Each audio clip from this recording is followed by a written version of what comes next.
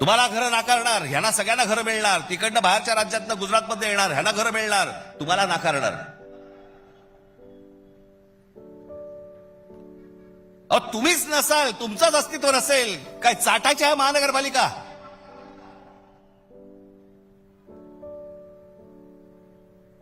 काय उपयोग आहे या गोष्टींचा?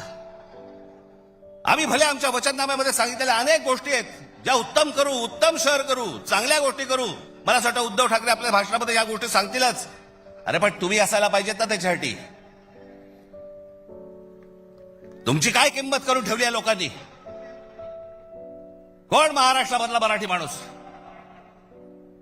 पैसे फेकले की विकला जातो? ही आपली किंमत. आणि ही बोली लावणारे कोण? आमचेच. दुसऱ्यांच्या हातावरती बसून त्यांचा उद्देश साध्य करण्यासाठी आमचे लोक हे आमच्या लोकांना फोडतायत. काय दुर्दैव आहे बोला. या अशा परिस्थितीमध्ये ही आजची निवडणूक होते.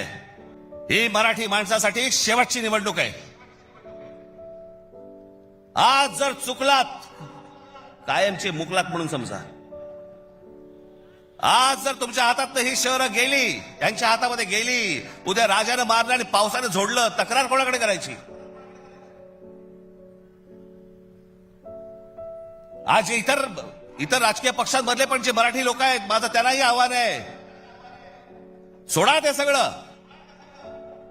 या मराठी माणसासाठी एक व्हा, या मुंबईसाठी एक व्हा, या महाराष्ट्रासाठी एक व्हा.